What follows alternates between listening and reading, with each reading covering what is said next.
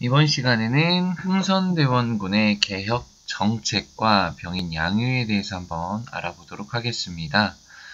이걸 하려면은 시간이 어느 정도 많이 걸리기 때문에 앞부분 먼저 하고 다음 차시에 병인 양육에 대해서 한번 알아보도록 하겠습니다. 여기서 대원군이라는 게 나와져 있는데요. 대원군이라 하면 왕의 아버지를 말하는 겁니다. 이랬을 때 원래는 아버지에서 아들로 이렇게 이어진다라고 하면은 대원군이 나올 수가 없겠죠. 하지만 임금이 대를 이을 아들이 없습니다. 그랬을 경우에 임금이 대를 이을 아들이 없이 죽는 경우가 있겠죠. 우리가 일반적으로는 아들을 낳아야 그 아들에게 그 대를 이을 수 있는 왕권을 물려주는데 그러지 못하는 경우가 있습니다. 그랬을 때에는 친척들 중에서 왕위를 계승할 인물을 선택을 하고요. 그 경우 그 왕을 새 왕이 아니라 그 친척들이 한 명 한 거를 새 왕의 아버지라고 할 수 있겠죠. 그걸 바로 대원군이라고 합니다. 그래서 조선시대에는 대원군이 3명이나 있는데 그 중에서도 선조의 아버지인 덕흥대원군이 있고요. 철종의 아버지인 전개대원군이 있습니다. 그리고 여기 나와 있는 흥선대원군이 나와져 있죠. 자, 근데 오직 이 흥선대원군만이 아들의 왕이 되었기에 살아생전에서 우리 역사에 뚜렷한 다양한 일들을 만들어냈는데요. 이때 흥선대원군이 권력을 장악할 무렵에는 어떠한 일들이 있었는지 한번 이 시대의 시대 상황을 한번 알아보도록 하겠습니다. 자, 이때 19세기 나라를 보면은 서양에서는 자원을 얻기 위해서 동양으로 관심을 갖고 세력을 확대했습니다. 이때 식민지를 차지하기 위한 경쟁을 처음으로 시작한 게 바로 영국하고 프랑스였죠. 그 다음에 영국하고 프랑스가 다른 나라의 식민지를 차지하려고 하자 독일, 미국, 일본들도 역시 그곳에 뛰어들기 시작을 합니다. 그러면서 경쟁은 점점 치열해졌고요. 이 제국주의 국가들이 주로 침략한 국가들을 보면 아시아, 아프리카, 태평양 지역이었습니다. 왜 그랬을까요? 그렇죠. 아무래도 그곳에 가면 이 나라들이 필요한 것들이 많이 있었기 때문에 그러니까 공업 생산에 필요한 여러 가지 원료가 있었기 때문에 그곳들을 침략한 겁니다.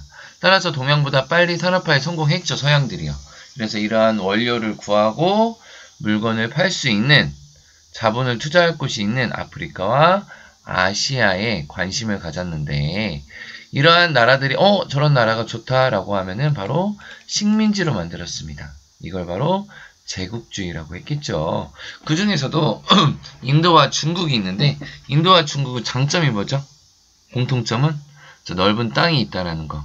그리고 자원과 많은 인구를 가지고 있다라서 유럽 강대국들이 가장 가지고 싶어하는 시장이었습니다. 따라서 영국 제국주의의 꽃이라 불리는 인도는 프랑스를 무찌른 영국에 넘어갔고요. 자, 경쟁에서는 프랑스는 베트남과 캄보디아로 진출하게 되죠. 그리고 중국은 영국, 프랑스, 독일, 러시아 여러 나라에게 이권을 빼앗기고요. 정치적 간섭도 받게 되었습니다. 따라서 청나라 같은 경우에는 영국, 프랑스와 전쟁에서 계속 패하고요. 일본도 역시 미군의 군대 앞에서 대항할 만한 힘이 없어 강제로 개항이 되어버리게 된 것입니다. 이때의 아시아 위기를 한번 영상으로 살펴보도록 하겠습니다. 16세기부터 남미와 아프리카 일대를 식민지로 만든 서양 세력은 자기 나라 상품을 팔고 천연자원을 확보하기 위해 치열한 다툼을 벌였습니다. 그리고 19세기 중엽이 되자 아시아까지 침략의 손길을 뻗치기 시작했는데요. 1819년 싱가포르를 식민지로 만든 영국은 말레이시아, 미얀마에 이어 1856년에는 인도 전체를 식민지로 만드는 데 성공했습니다. 또 1840년에서 1842년 아편전쟁을 벌여 청나라까지 반식민지 상태로 만들었지요. 전쟁에 진 청나라는 영국과 불평등한 조약을 맺어 홍콩을 넘겨주고 상하이, 광저우 등 5개 항구를 강제로 개방했습니다. 이를 계기로 청나라는 미국, 프랑스와도 계속하여 불평등 조약을 맺게 됩니다. 또 미국은 1854년 페리가 이끄는 함대를 앞세운 함포 외교를 통해 일본과도 조약을 체결합니다. 이 역시 불평등 조약이었는데요. 청나라에 이어 일본도 서구 열강에 의해 강제적으로 나라의 문을 열게 된 것이지요. 이처럼 19세기 중엽, 아시아의 여러 나라들은 서구 세력에 의해 식민지가 되거나 불평등 조약을 맺어 강제로 나라의 문을 열었습니다. 그리고 일본은 미국에 의해 강제로 개항을 했듯이 무력으로 조선을 개항시키고자 하였는데요. 이 당시 조선은 어떤 상황이었고 일본의 강요에 어떻게 대처하였을까요? 네, 방금 영상을 보았던 것처럼 우리가 이렇게 어떻게 이제 영향을 받았는가에 대해서 이야기를 하고 있는데요. 자, 그럼 이때 당시 한번 상황을 한번 볼 수 있도록 하겠습니다. 자, 세조정치로 인해 나라가 어지러웠어요. 세조정치라고 하는 건 뭐였었죠? 그렇죠. 어느 한, 그렇죠. 우리 그때 안동 김씨라든지 이러한 세력들이 자기네 마음대로 정치를 좌지우지했던 것들이 바로 세조정치였었죠. 그리고 이항선의 등장으로 인해서 불안감이 커집니다.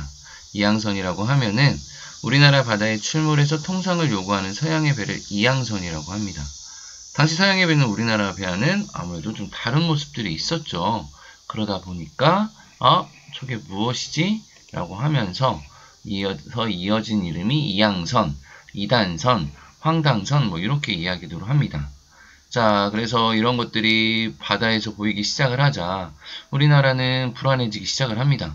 그리고 또 이항선이 중국을 침략했다는 것을 알자 더 불안을 해지기 시작을 하게 된 거였죠. 그러다가 어떤 일이 있었냐면, 자, 일본이나 중국을 가려고 하는 배들도 있었는데 얘네들이 갑자기 가다가 풍랑을 만나서 표류하면서 조선으로 옵니다. 이랬을 때 조선의 해양을 침략하고 통상을 요구하는 목적을 가지고 접근한 배들도 물론 있었겠죠. 그러면서 이렇게 이항선 추무들이 빈번해지기 시작을 하게 된 것이었습니다. 그러면 이항선들이 어떤 것들이 있었는지 한번 영상을 한번 통해서 한번 또 살펴보도록 하죠. 한편 서양의 여러 나라는 나라 밖으로 세력을 확대하는 데 노력하고 있었습니다. 특히 그들은 동양에 관심이 많았는데요. 동양은 서양의 발전에 필요한 자원이 가득한 곳이라고 생각했기 때문이었죠. 이런 상황 속에서 조선이 위기를 느낄 만한 엄청난 사건이 중국과 일본에서 벌어졌습니다.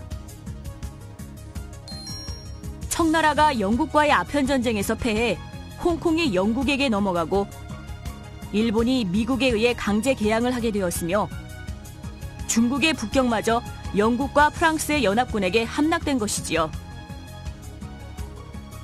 이윽고 서양 세력들은 조선에도 접근하기 시작했습니다. 그들은 필요한 자원을 얻기 위해서 이항선을 타고 조선의 바다 곳곳에 나타났는데요. 철로 만든 거대한 서양의 배는 조선에서 볼 수 없었던 낯선 모양이었기 때문에 조선 사람들은 서양의 배를 이상한 모양의 배라는 뜻의 이항선으로 불렀습니다. 이렇게 이항선으로 접근한 나라는 주로 영국, 프랑스, 미국, 러시아였는데요. 이들의 접근으로 조선은 더욱 불안감을 느끼게 되었습니다.